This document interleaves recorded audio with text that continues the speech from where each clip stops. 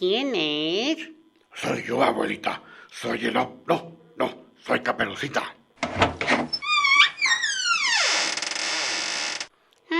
Eres tú, lobo feroz. ¿Por qué me interrumpes? Estoy escuchando Promo Estéreo. Ay, perdón, abuelita. Es que yo no tengo smartphone y mi programa favorito, el de Soñadores de Letras, ya va a empezar. Está bien, pasa. Pero no se te ocurra comerte el pastel que me trajo Caperucita. Gracias, abuelita. Promo Estéreo, donde la estrella es mi abuelita. No, lobo, donde la estrella eres tú.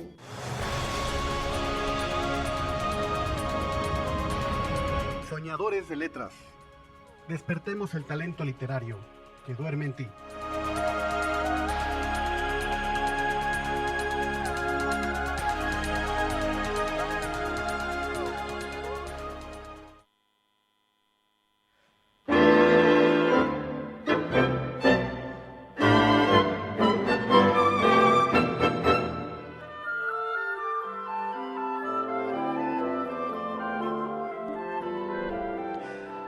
Un día llegará en que los animales dirán: ya basta de esta mentada superioridad del género humano. ¿Por qué hemos de ser siempre nosotros el alimento del hombre? Y se irán al monte a ser libres, como los otros animales que tuvieron la entereza de no dejarse dominar por los enanos de dos patas. Francisco Luis Urquizo. Muy buenas noches, estimados radioescuchas. Bienvenidos a su programa Soñadores de Letras. Yo soy Héctor Javier Oñate, Soñador H. Estamos transmitiendo en vivo a través de la señal de Promo Estéreo, donde la estrella eres tú. Estamos ubicados en la calle Tehuantepec, número 35, en la colonia Roma, en la Ciudad de México. Nos pueden encontrar en las redes sociales, Facebook, Instagram y Twitter. Búsquenos como Promo Estéreo, y si gustan bajar la app, esta se encuentra en la Play Store de Google y en iTunes. En la producción tenemos a Cheli, a quien saludamos y agradecemos todo su apoyo en este programa. Gracias también a nuestros patrocinadores Visorus, Sistema de Administración Empresarial. El día de hoy hablaremos un poco del gran escritor mexicano Francisco Luis Urquizo. Además, tendremos la visita de nuestra amiga, la licenciada Fernanda García, para platicar sobre la literatura en el cine. En la música estamos escuchando Fantasy per Noneto, algo así como Fantasía para el Abuelo, de Alois Java, es en checo. Un gran músico y compositor checo, nació el 21 de junio de 1893, nació en una familia de músicos, su padre y su hermano también fueron compositores. Estudió en Praga, posteriormente completó sus estudios en Viena y Berlín. Escribió varias suites para piano, cuartetos de cuerda y varias óperas. En las efemérides, un 18 de junio de 1933, nace Jerzy Kosinski, escritor polaco. Su obra más conocida, El pájaro pintado, que es una de las obras más importantes de la literatura del Holocausto judío. 21 de junio de 1891 nace Francisco Luis Urquizo, un gran escritor mexicano. Se conoce muy poco de su familia y su infancia. Lo que más conocemos es su vida como escritor y militar. Él se unió a la Revolución Mexicana en 1911, llegó a ser escolta de Madero.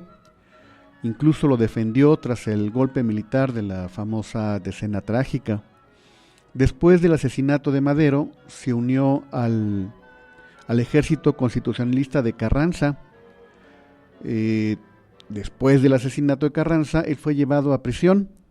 Cuando salió libre, viajó a Europa, donde hizo su carrera de literatura. De regreso a México, apoyó a Lázaro Cárdenas y regresó a las labores del ejército. Él fue de los principales interesados en crear el servicio militar. Creó la brigada motomecanizada, el cuerpo de paracaidistas, y participó también en la instauración del Escuadrón 201. Falleció en 1969, sus restos reposan en la Rotonda de los Hombres Ilustres. De sus obras más conocidas es Tropa Vieja, que es parte de la llamada novela revolucionaria. 21 de junio de 1905 nace Jean-Paul Sartre, escritor y filósofo francés.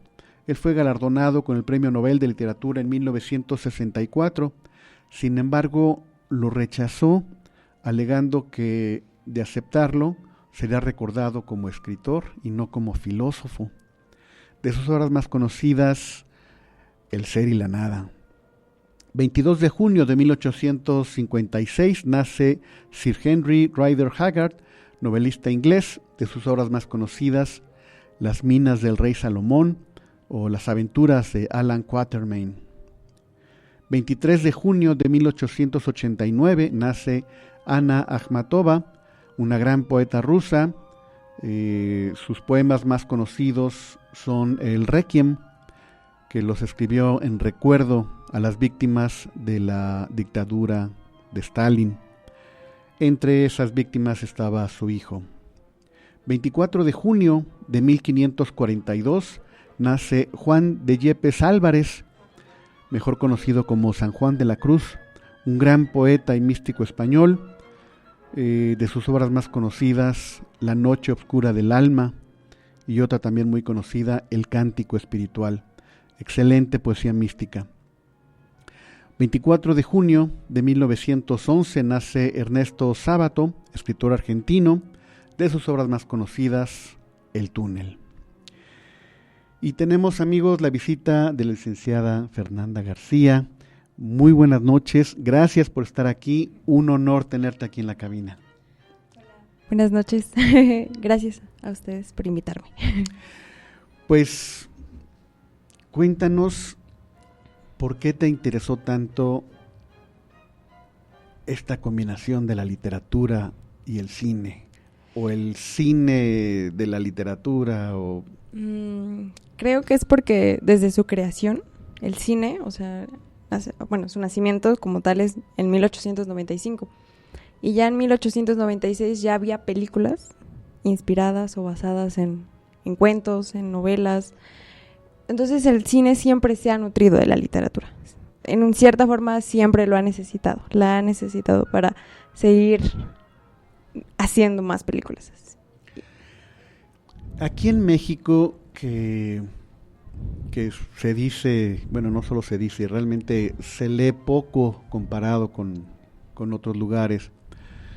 El cine sería una oportunidad para conocer las obras que normalmente no leemos.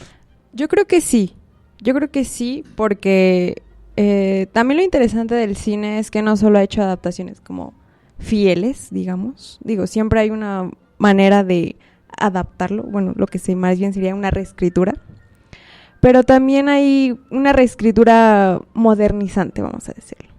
Y entonces yo creo que esto sirve para que uno se quiera acercar más a la literatura.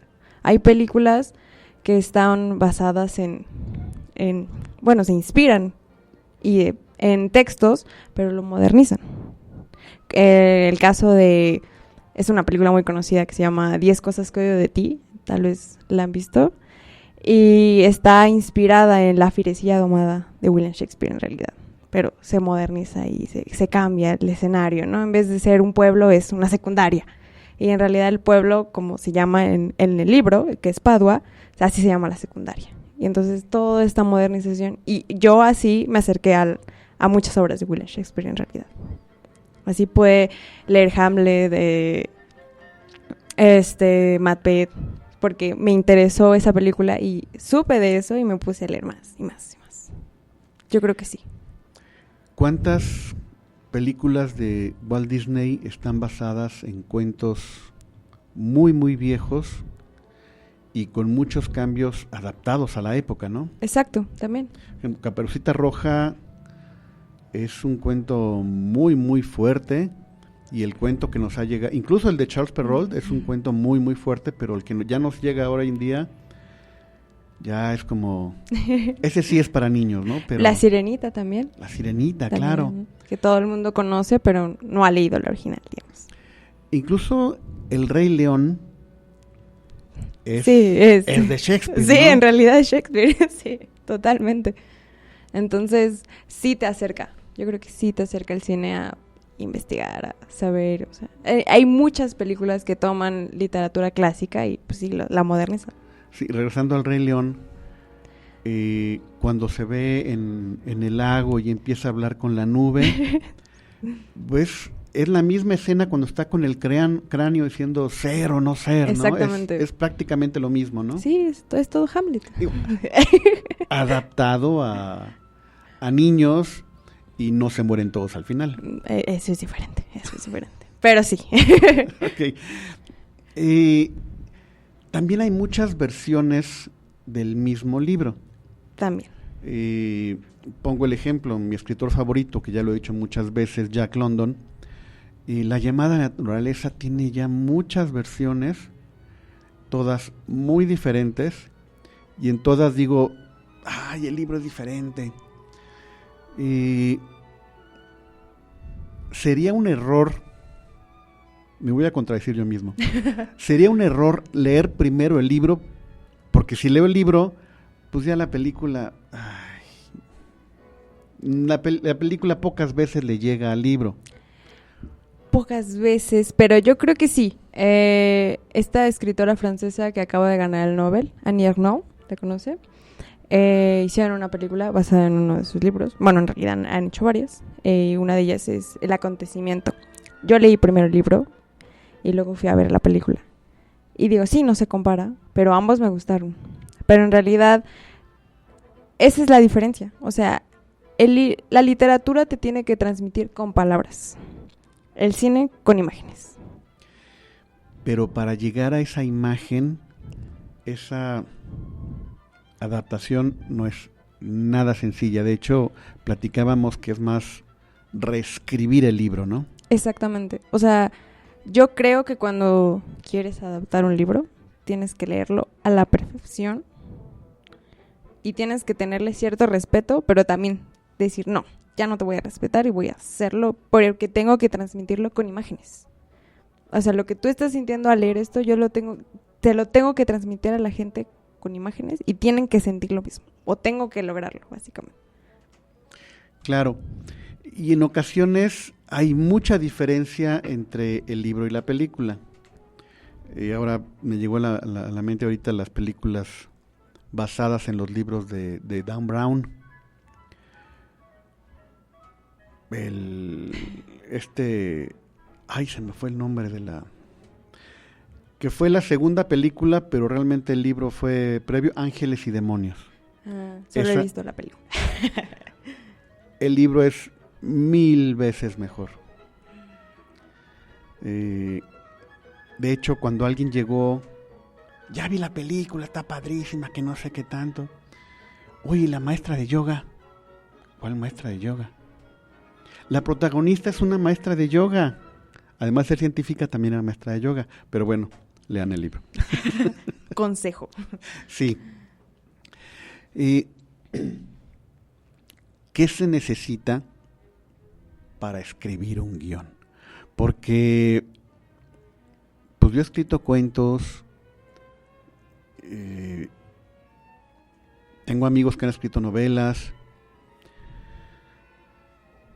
tengo ganas de escribir un guión, ya empecé, ya puse las primeras escenas, pero es otra cosa totalmente diferente.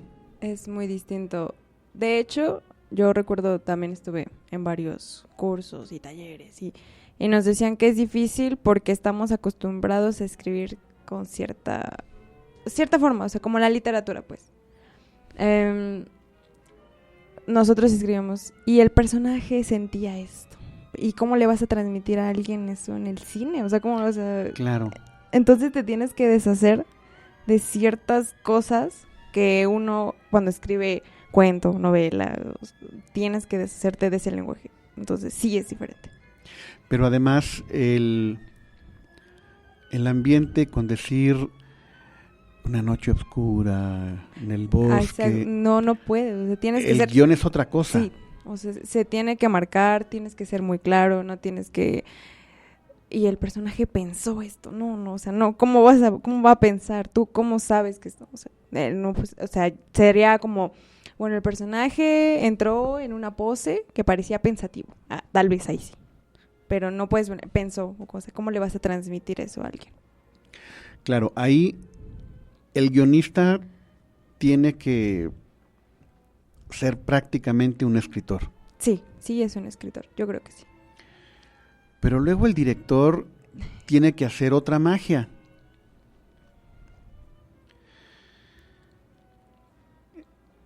¿Cómo se combina esta magia para que por fin el actor pueda ganar un Oscar?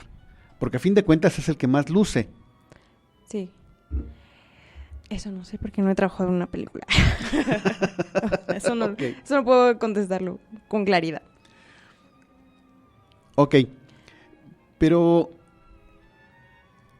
bueno, vamos a regresar a libros y películas mejor. Yo no he leído El Padrino, pero según los críticos es la única adaptación que está al nivel del libro. De hecho, han dicho que es mejor que el libro. Bueno, yo he escuchado también de críticos que todas las películas de 007 son muchísimo mejores o menos malas que los libros de Ian Fleming. Uh-huh. Yo no he leído ningún libro de Ian Fleming. Yo tampoco. Y podemos creerle a la crítica, porque también la crítica a veces es... La crítica tanto de literatura como de cine es rara. Y ahorita que mencionamos crítica, recuerdo la película de Ratatouille. Sí. ¿Cómo se llamaba? Ego... ¿El crítico? El crítico. Ay, no me acuerdo de su nombre. Era Ego, ¿no? No recuerdo, pero la crítica que hace al final, como habla bien del restaurante, pierde su trabajo de crítico. O sea, ¿acaso ser crítico significa hablar mal de algo? No creo que sea eso. De hecho, incluso hay críticos que han señalado, ¿tengo que ser malo para ser un buen crítico? Pero no, yo no creo que sea eso. Es que también se tienen que ver tantas cosas. Yo creo que muchas veces las personas nos dejamos llevar como, ay, en esta película sale mi actor favorito, por eso ya es una gran película, ¿no? Y híjole, luego tiene deficiencias y está mal hecha, la verdad, sí. Entonces, creo que sí es duro ser crítico, es muy atacante. O sea, es una persona que recibe mucho ataque de las personas. Ahora, ¿cómo disfrutar el cine? Porque hay cine de arte que muchos dicen, ay, qué flojera. Y además hay que ir a la cineteca para verlo, ¿no? Sí. O hay cine que dicen, ay, es una película palomera. ¿Qué debemos ver en una película para poder decir, ah, qué padre? Porque hay otro, además del guionista y del director, está la fotografía, que es... El cine es un trabajo de equipo.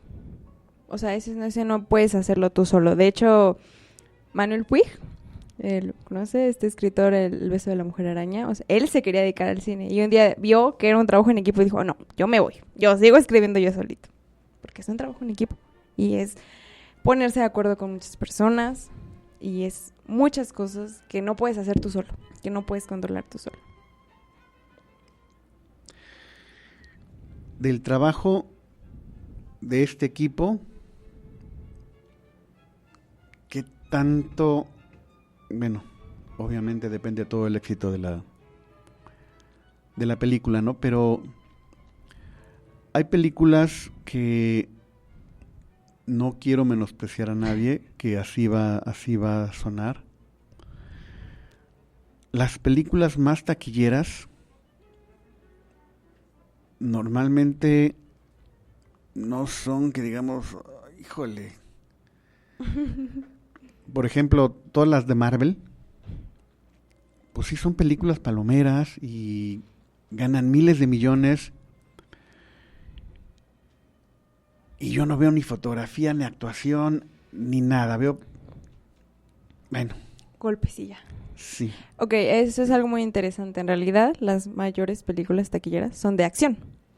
Y eso tiene que ver con que en el cine de arte, digamos, tiende a ser más lento, tiende a haber menos cortes. Y un corte estimula el cerebro.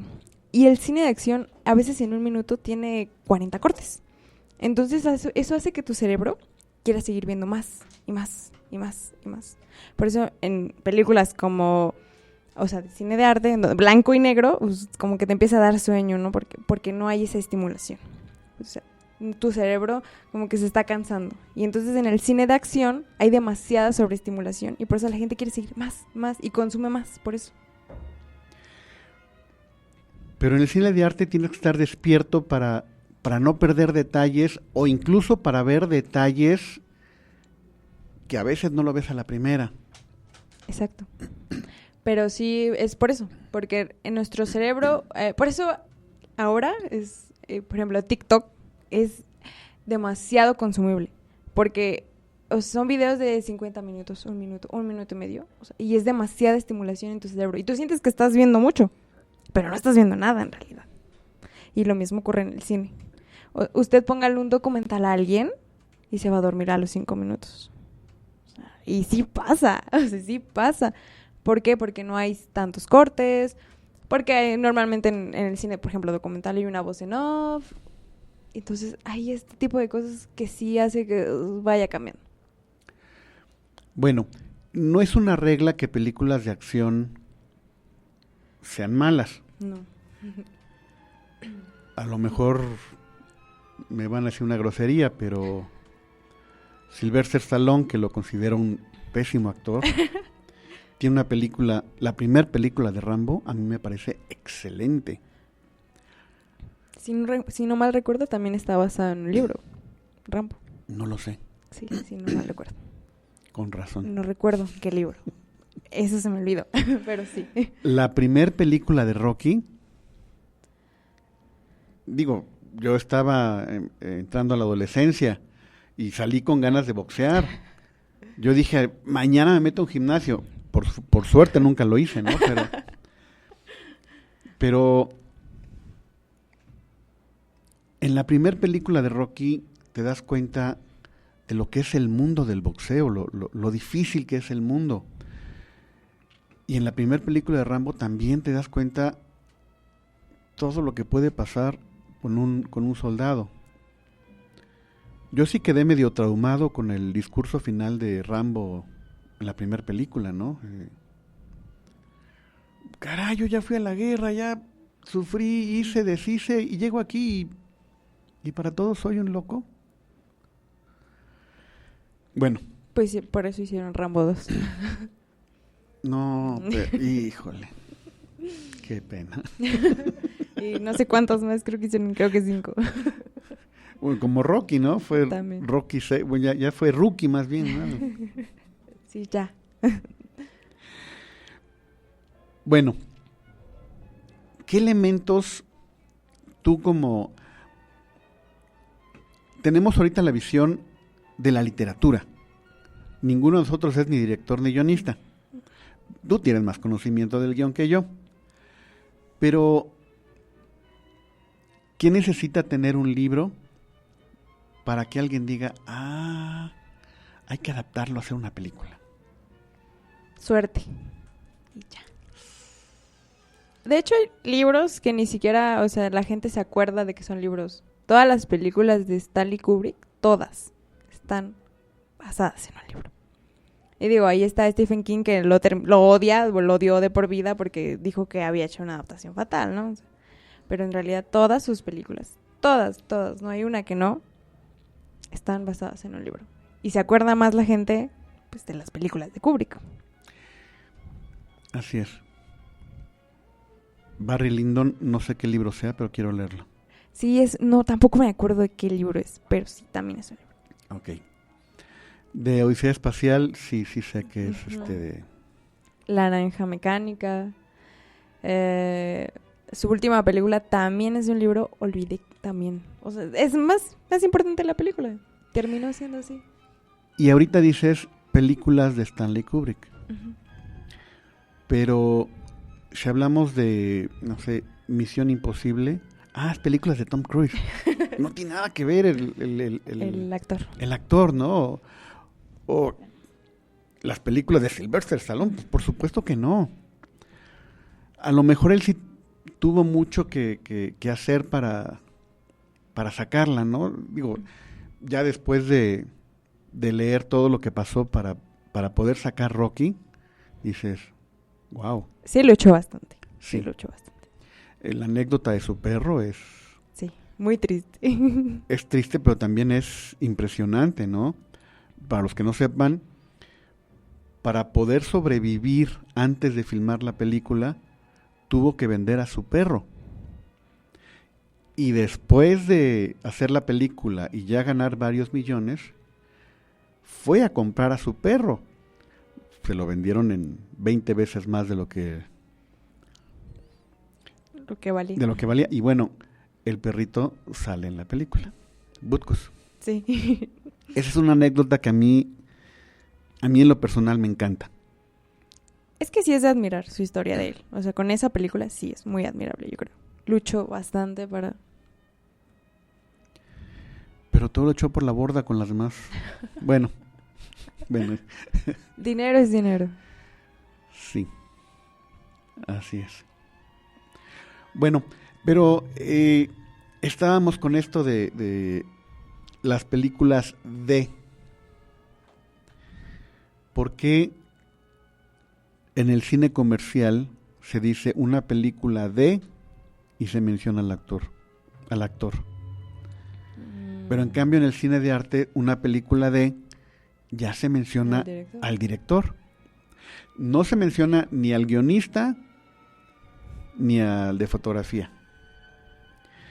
En las del cine de oro mexicano sí se menciona mucho la fotografía de... Gabriel Figueroa. Exactamente. Sí, Gabriel Figueroa. Con respecto a eso, creo que el cine comercial en realidad he sabido que muchas veces solo contratan a un director, o sea, para que sea como el director y ya. O sea, no tiene gran importancia en realidad. O sea, como que su papel solo es, sí, usted es el director, pero ya. La figura es el actor, quien sea otra persona, pero no el director. Claro, pero hay películas, es que todas las películas deben ser comerciales. A fin de cuentas, tú lo dijiste, negocio es negocio. Ningún productor va a gastar dinero sin pensar en recuperarlo. Pero esta saga de Harry Potter, no sé cuánta gente leyó Harry Potter, pero por decirlo de alguna manera, todo el mundo vio las películas. Y los directores sí le ponían de su cosecha. Ahí está Cuarón. Así es. Que dicen que es la mejor de la serie, ¿no? Es que yo no he leído los libros tampoco. Fallé. Te los recomiendo. Bueno, solo leí el primero y sí noté ya Sí. muy diferente. Sí. O sea, nada más leí ese y sí dije, qué diferente es esto. De hecho, yo primero leí los libros y luego vi las películas. Las primeras películas de Harry Potter no las vi en el cine, hasta que salieron en DVD. Pero sí, cuando las vi dije, pues Harry Potter era diferente, ¿no? Pero bueno. Sí, pasa. Y bueno, se pierden también muchos personajes importantes. Y muchos pierden su importancia, justamente, también. Sí. Creo que es el caso de... ¿El elfo? ¿Cómo se llama? Olvidé su nombre. Dobby. Dobby. Sí, ¿no? Que él era más importante en los libros y en las películas terminó siendo como muy X. Sí, y recuerdo, ay, creo que es en la quinta, donde matan a Dumbledore, ¿En la película? la película, Es en la sexta, séptima, en la 6, en la seis, sí. sí, y a Dobby lo matan en la 7. Ujú. Pues alguien también llegó a decirme, ya vi la película y no sabes a quién matan. Dije, sí, matan a Dobby. No, Dobby es un elfo doméstico y ahí anda. Ah, perdón, me adelanté, ¿no? Y como que sí te sabes la historia desde antes, pero realmente no te la sabes. Justamente. O sea, sí es un dejarse sorprender. Ya leí el libro, ahora veo la película y me dejo sorprender, porque si empiezo a criticar, no la voy a disfrutar. Y así pasa con muchos que leemos y decimos, ay, voy a ver la película. ¿Por qué la vi? Luego sí pasa. Sí, mencionaba Jack London, El llamado a la naturaleza, la versión donde actúa Charlton Heston. Me dijiste viejito. No, también me gustan sus películas. Ben-Hur es una gran película. Es un libro, claro. Sí, también. Pero esa versión de Charlton Heston de El llamado a la naturaleza es muy diferente a la más reciente que salió con Harrison Ford. No sabía. Sí, yo vi las dos y me quedo con el libro. El libro, ya. Así es. Sí. Así es. No se pierdan los libros de Jack London. Ya, perdón por el anuncio. Yo no los he leído, así que los voy a leer. Bueno, es mi escritor favorito porque los primeros cuentos que me dieron, que me regalaron, había un cuento de Jack London y después vi un libro de Jack London y después vi otro y no he leído todo Jack London, ¿eh? Tiene más de 50 novelas y yo no he leído más que 10. Wow, no sabía que tenía tantos libros. Pero sí, es muy recomendable Jack London. Bueno, pero entonces, ¿hay que leer primero el libro o hay que ver la película o no importa? ¿O depende de la adaptación? Depende. Si te gusta mucho, o sea, si realmente dices, quiero leer el libro, lee el libro. Y luego ve la película. Y haz tu propia crítica. No te quedes con lo que dice la crítica sobre la película o sobre el libro. Yo creo que eso ya tiene que ser de cada uno. Y a veces hay películas que cambian muchas cosas, pero son interesantes también. Y yo no he leído el libro ni he visto la película de Orgullo y Prejuicio. Pero la gente habla muy bien tanto del libro como de la película. Ay, el libro es sensacional. Es magnífico. O sea, yo no lo podía soltar, yo recuerdo. Qué gran libro. Y la película tampoco la podía dejar de ver. O sea, y sí cambia cosas. ¿Y qué me recomiendas? ¿Leer primero el libro o ver la película? Yo creo que leer el libro y luego ver la película sí es diferente. Sí. Pero me parece que esas diferencias la hacen también una buena película, por eso. ¿Son diferencias necesarias entonces? Creo que sí, por el cambio del lenguaje. El lenguaje cinematográfico. Por ese cambio.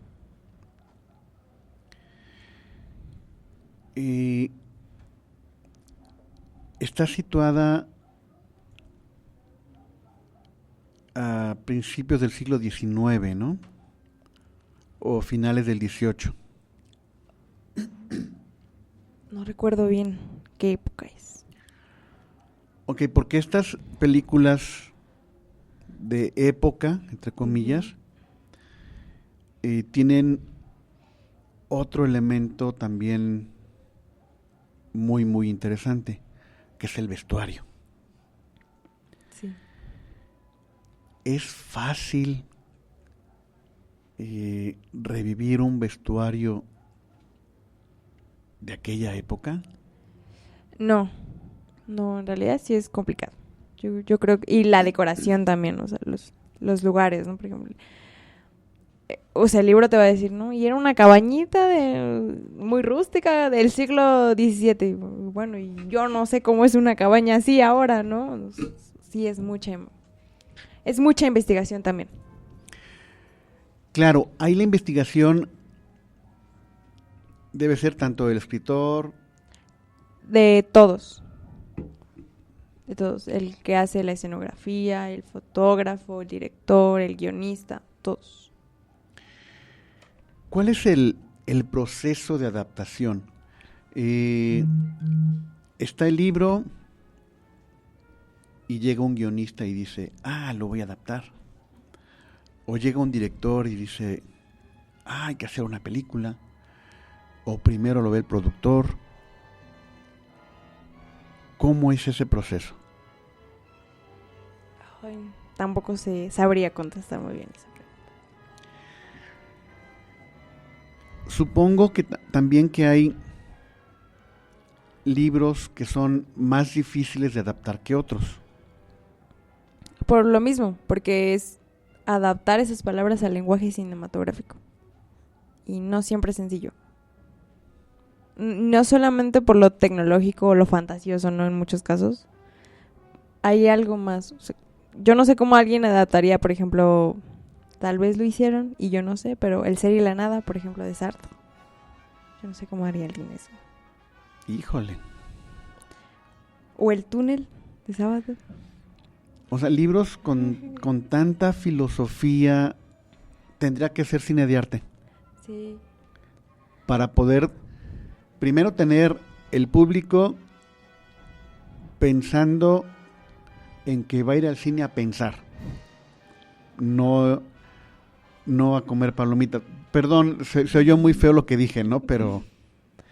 Es que también el cine también es visto como un escape. No quiero pensar, voy a ver la película más tonta que me he encontrado. Yo he dicho eso, la verdad. Sí, ya no quiero pensar y me voy a buscar la película más tonta del universo y no quiero usar mi cerebro y solo me río. Y sí pasa. Pero también está el caso de que pues quiero aprender.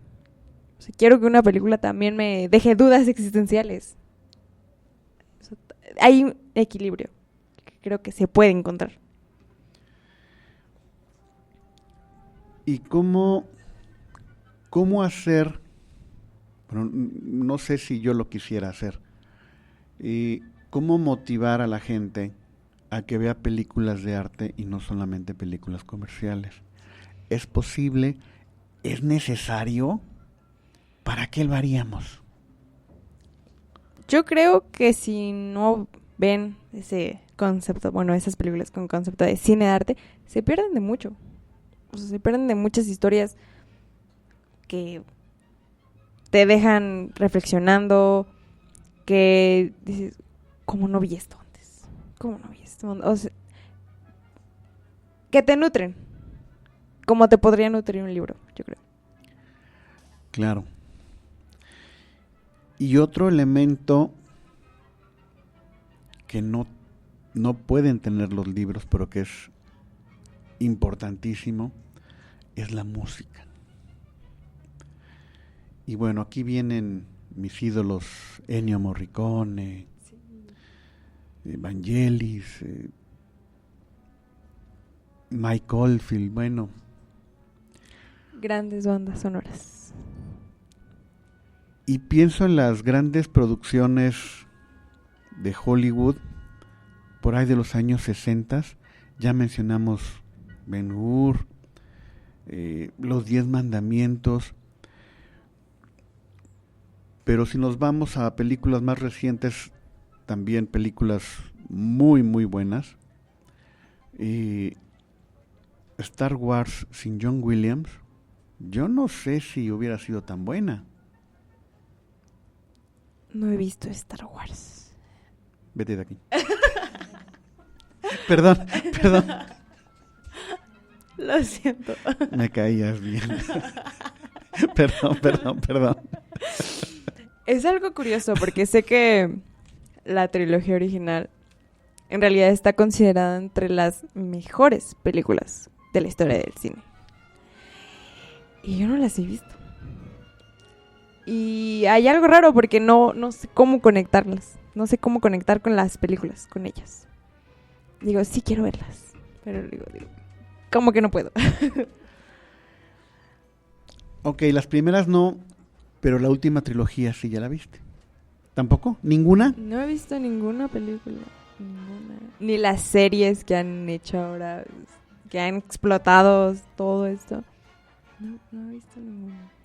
Qué interesante. Sí. Porque vivo con un fan de Star Wars. Además, mira nada más. Tengo un sobrino que no recuerdo cuál fue el... Pero igual le dije, no he visto esa película. ¿Cómo puedes vivir así? Pero bueno. Es que hay películas que son necesarias. Porque es básico, o sea, es como casi imposible que alguien no las haya visto.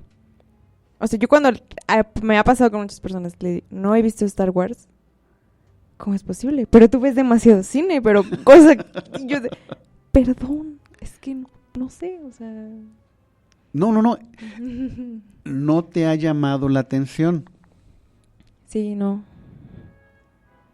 Lo cual es raro. No es raro, es interesante. O sea, tu visión es muy diferente a la de cualquier otro ser humano. Creo que soy yo muy feo eso, pero...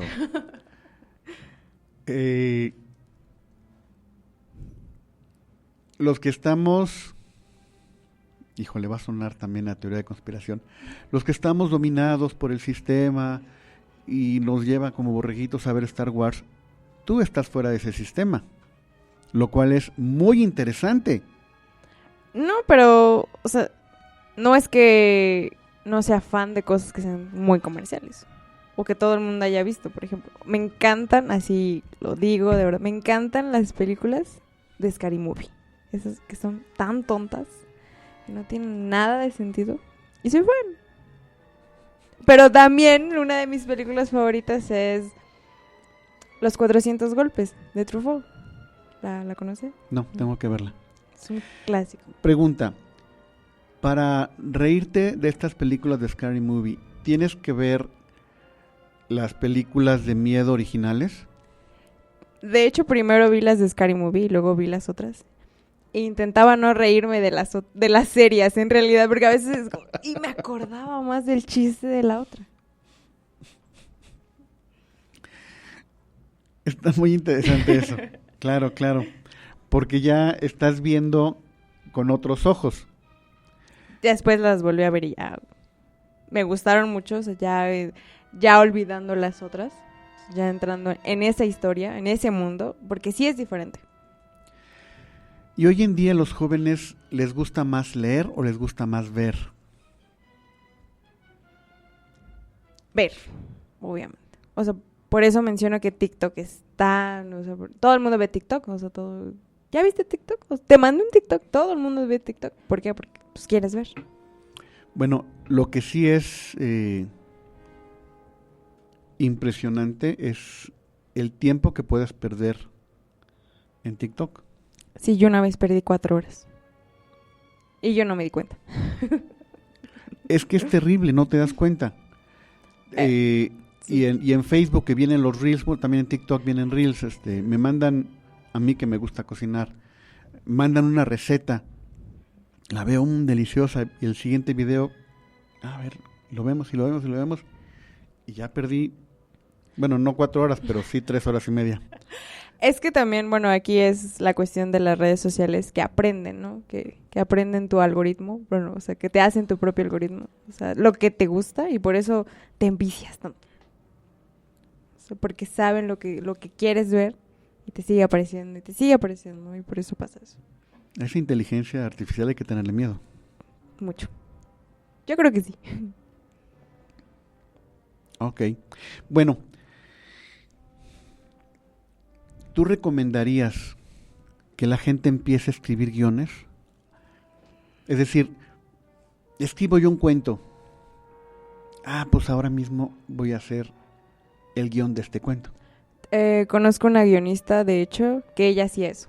Ese era su método. Primero escribía el cuento y ya luego lo hacía guión.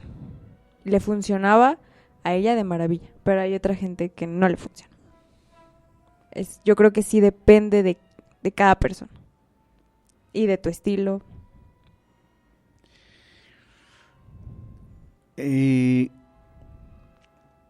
¿Los guionistas escriben también novelas entonces? ¿Cómo? No? Es decir, si yo fuera guionista, tomo un libro y hago la adaptación, y en otro momento escribo yo mi propia historia y escribo yo una novela. ¿Es común que un guionista escriba novelas? Común, según yo no. Ok. Pero, repito, sí hay guionistas que usan esa técnica. O sea, escriben como novela o como cuento y ya luego dicen, ya lo paso al guión. Entonces el guión es un estilo completamente diferente de literatura. Sí. Digo, yo soy más cuentista y cuando quise meterme a novela dije, no, yo soy cuentista, lo mío es el cuento. Y hay novelistas que dicen, no, yo el cuento no para nada. Supongo que también hay dramaturgos, también hay otros que solamente son poetas. Entonces, podríamos concluir que el guión es otro estilo. Sí.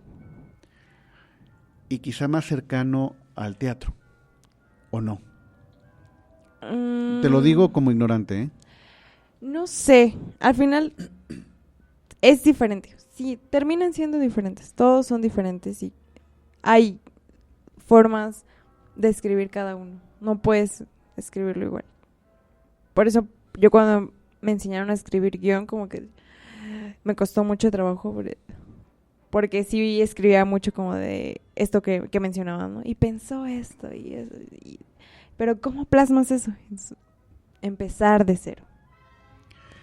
¿Te gusta más escribir guiones o cuentos o poesías o tú qué escribes? Guión. Sí. Me quedé con eso. Ok. Me gustó. A mí se me está complicando el formato además, pero bueno. Yo creo que sí es con un taller. Con un taller se arregla. Claro, un taller siempre arregla todo. Bueno, es que, Sí. yo he aprendido con varios guionistas. Claro, Entonces, claro, y sí, yo empecé escribiendo por mi propia cuenta.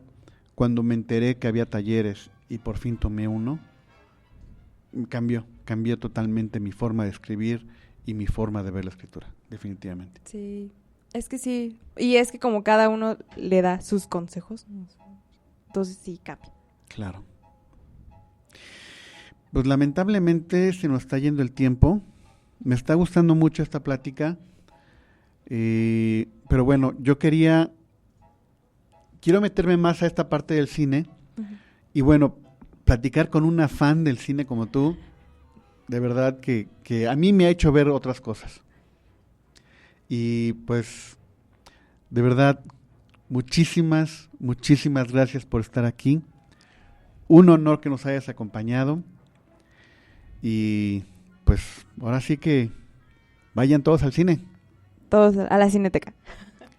Y también al comercial. Sí, no pasa nada. También a comer palomitas. No pasa nada. Que bueno, la verdad es que me gustan más los nachos, pero bueno. Sí, a mí también, de hecho. Okay. Sí. Y muchas gracias también por invitar. Un honor tenerte aquí. Gracias. Gracias. Para cerrar el programa, dejaremos algunas canciones del dueto de metal sinfónico The Dark Element. Está formado por la cantante sueca Annette Olsson, que justamente nació un 21 de junio de 1971. Y el otro es el guitarrista finlandés Janne Limatainen, ex integrante de Sonata Ártica. Espero que las disfruten. Recuerden, amigos, que dejar de soñar es comenzar a morir. Nunca repriman a su niño interno y dejen que descubra los libros. El mundo necesita lectores críticos, Por favor, enamórense de la literatura y sean soñadores de letras.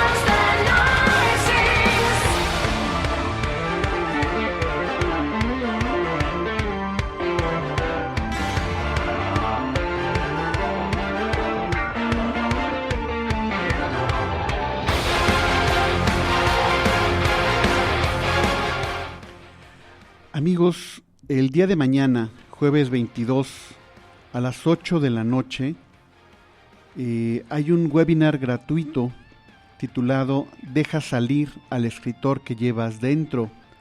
Esto lo dará nuestra amiga, la escritora y maestra Raquel Barreda. No dejen de inscribirse, esto es en la página del CSIC, www.cesic.mx.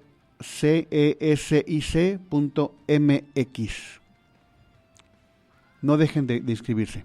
Gracias. Buenas noches a todos los radioescuchas del programa Soñadores de Letras de Héctor Oñate. Me da mucho gusto saludarlos, soy Raquel Barreda y quiero invitarlos a que este jueves a las 8 de la noche nos acompañen en el webinar que he titulado Deja salir al escritor que llevas dentro. Es un webinar organizado por CSIC, Centro de Estudios Superiores, Investigación y Consultoría, y nos dará mucho gusto que estén con nosotros.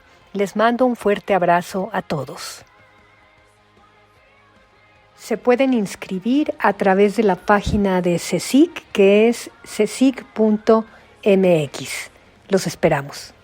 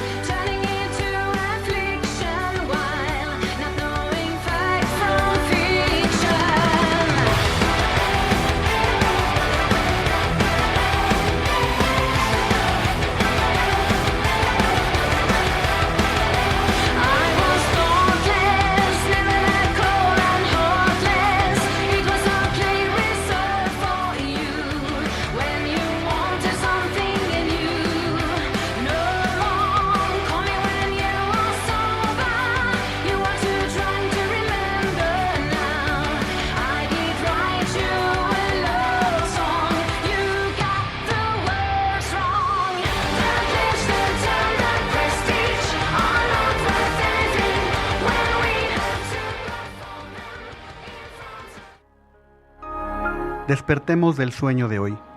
Nos escuchamos la próxima semana.